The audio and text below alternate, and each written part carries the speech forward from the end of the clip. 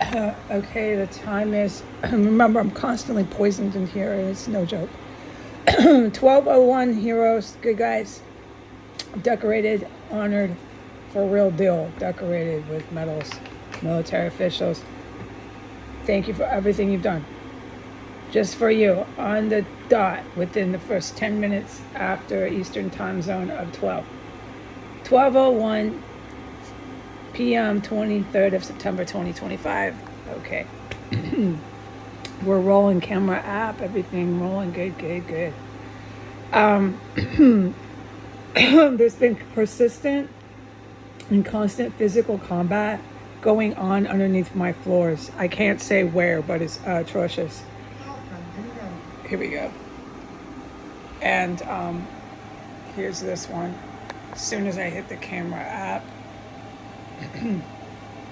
I'm gonna do this on camera, make sure they're not standing outside the door or coming into the violent crime scene, telling me I imagine it all. Okay, they're not conglomerated out there, telling me that I didn't really be poisoned 20 times a fucking day. Oh yeah? That's just my fault too, yeah. According to Donald Trump and Joe Biden, it has been all my fault. Okay, so we captured the point at hand of the armed physical combat and armed conflict that takes place under my floors. It has a great amount to do with the explosive IED weapons. Not all of them are they manufacturing here anymore, but they're bringing them in. And you're high on drugs if you think that those guys that fly over this house with every last thing known to the Air Force aren't going to handle the escalation of explosive weapons that you've been bringing in here on S Street. You're high on drugs. Okay, so I stay out of that. How could I possibly even dream to involve myself in how those good guys decorated with metal military officials are handling this?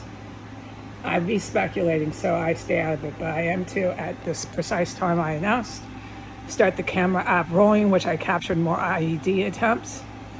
Every time camera app, they send in the cell phone ignition to the IEDs, and that was what I was starting to discuss, was how I'm a direct witness to massive physical combat and chemical explosive weapons being just fucking piled, excuse my language, piled, crammed, stuffed all over underneath the floors, especially in my main room. And by my bedroom door, when you're exiting out into the hallway, it's really bad there. I can't describe or say anything I know about it, witness anything about it. I can't talk about anything except that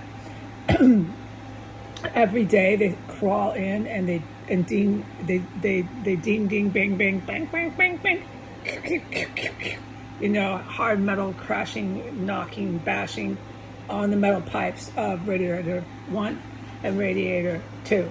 So I'm a witness to that. That's just in my little area that I shelter in place in. Okay, so the dead bodies are fucking horrible. Everything else, but I really can't talk about it. It's just so disgusting because their dead corpses are constantly coming into my main room and my extra room, and their cannibalism is too. And then they're gonna, what, conglomerate in the front porch and say, we have concerns that you are delusional and imagining. And at this point, I can hardly speak English because of traumatic events like I'm talking about. And they just use everything against you. And then if they can't get away with all of the other attempts on my life, beyond crawling in their construction men carved out tunnels and holes in the wall that they have carved out with their endless construction men, they're just gonna put me in a tent with $0 to my name, just this little tiny bit that I have to my name. It's a small amount of money. I can't get employment. I can't get my credit back. I can't do anything. I am the I can't girl. And this has gone to the point of lunacy. I'm not even willing to be this victimized by Donald Trump and Joe Biden and all the rest of their little executive staffs that they bring with them, or their chiefs of staffs at the DOD and all the little men in their rank under their command on down the line. I'm tired of it. One of the biggest reasons is these creeps don't stop putting me in pain threshold. That's what you tell a doc when you go to the ER. You say, what's your threshold of pain? You say, oh, doc, it's 5, it's 4. The pain threshold from the most recent chemical poisonous gases have been a 4. They were so painful just less than 24 hours ago. It happened more than once, that my eyes were popping out and my instincts were, okay, if it doesn't stop, I have to run. I'm going to just run out of the house for my fucking survival. You don't think, when the pain becomes that bad, you actually don't think you're all instinct. And I was there. I was there more than once in the last 24 hours from these chemical fucking poisonous gases. And then they want to say what? That's my imagination. That's all they're going to do. Okay, until there's action taken, but there will, because they really ask for it when they escalate and shoot to the sky in the escalation of the explosive devices they're bringing in. You can't make them. They're being brought in and put in these bedrooms of these houses within this compound. They're really, really dangerous. It's so out of my department. What am I supposed to do? People know my history. They know my life story. I mean, really, what am I supposed to do? There's nothing I can do. So I get on my knees and I pray all the time, and I did it again today. I just got on my knees and I prayed to God. You know, I pray for my life. I pray for the cats. I pray for help. Because if there's ever been a point in my life I've really needed it, it was now. I'm not on drugs. I'm not drinking. I'm a sober person. I'm a good person. I'm not mentally incapacitated. I can take care of myself in society, etc., etc. For 6 years, the atrocities they've been pulling and protected to do in Washington, D.C. is prolific. The body count, and the more the guys came engaged in combat, the more they just, I said I hear them, you know, on the first floor, they drag it off the corpse. The more they just use those bodies that were in combat that ended up dead, and you smell it, and I've reported all this, the more they just dug into them and took out their internal organs. This is the Ukrainian mafia, this is the Russian mafia, this is the Mexican drug cartel, this is the Venezuelan, this is just the Latin drug cartel in general. That's why when they strike, they hit all the way down to Panama Canal, all the way from Alaska. You can see it from space. Balls of fire. They have to. So the more the Pentagon kept protecting this kind of atrocities, then they start to eat them, they fry them up, which I've described and reported at the time many times.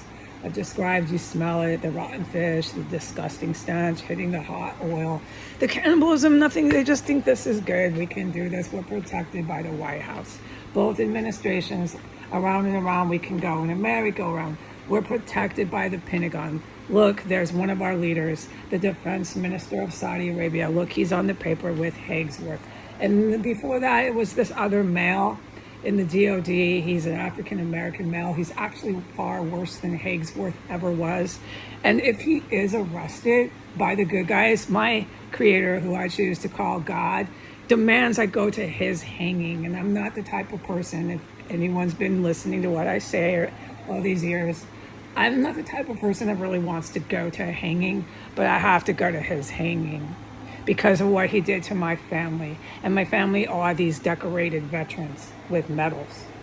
I have to be there. I suppose I'll look away. I'm not trying to really watch it, but I physically have to be there. Physically present when that man is hung.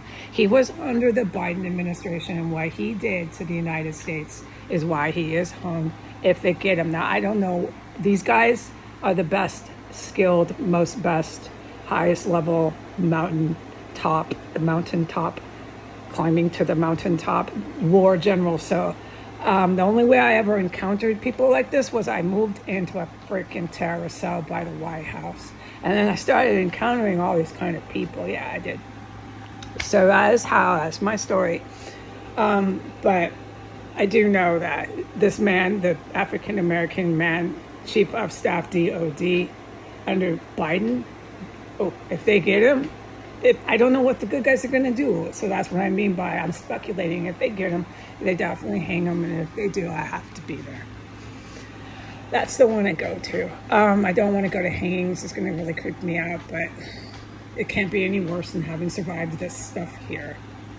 Now, right now, I'm facing going to a tent. They're just going to keep telling me it didn't happen. They're going to keep claiming ownership of this kind of atrocities where the most horrendous violence takes place 24 hours a day. They're always banging under the pipes with the radiator. Armed conflict, like you just hear it. I can't discuss it. It's like not for me to talk about on the internet, but I'm a direct witness. I'm sitting in all of it all the time. It's horrible. The corpses, they're stuffing them everywhere. So when I put it in plain English, I mean what I say is in freaking English, okay? It's everywhere. They're stuffing the dead bodies, and then they char them up. They cannibalize them. You smell it in the hallway. It's really bad. So there's a lot of really dangerous, very disturbed individuals that are still here, just kept and safe from arrest. To the point of, I don't know what they're thinking anymore. They just keep going on TV today. Everybody's on TV in New York City. They're all on TV going to really, really, really expensive dinners. Dinners that cost with wine and a few cocktails and your after dinner wine or your after dinner coffee. Dinners that cost for a group of four, a party of four, an easy $1,500. They're going to $1,500, this is US dollars, dinners. That's just dinner. They're all joined in at the assembly here in the United Nations. Their hotel rooms, their suites in New York City cost $2,000, $3,000 a night. And that's the low range. They can get up to $10,000 a night. So they're staying in really, really expensive hotel rooms, having really, really, really expensive dinners. That's just dinner. And they're wearing their really, really expensive designer suits to go on TV, or the little women are wearing their little expensive designer blouse and designer jacket to go on TV in the very country that is chopping into dead bodies right by the White House, taking out the eyeballs, taking out the liver, taking out the kidney, and stockpiling the worst chemical gases that give me on a threshold, a pain threshold of 4. They've brought in really bad chemical weapons recently. The pain I've gone through here. And then what do I get as a victim of their atrocities, as a victim of their war crimes? I get told I'm going to a state park. I can't get my credit back together. No one will lawfully employ me. I can't get fucking any help or assistance. I get told to get a tent and go get a parking pass and go live in a freaking park, in the dark, in the tent, in the woods. That's what I get after all this here. And to keep watching them go with their $1,500 dinners and the $6,000, $7,000, $8,000 hotel suite rooms. I get to keep watching that, and they're in my country. That's my country. I'm in a federal state park. I know what country I'm in. You're in my country. Let me remind you. I'm not in the federal state park yet, but I'm pretty pissed off about this. We're at 14 minutes. Goodbye.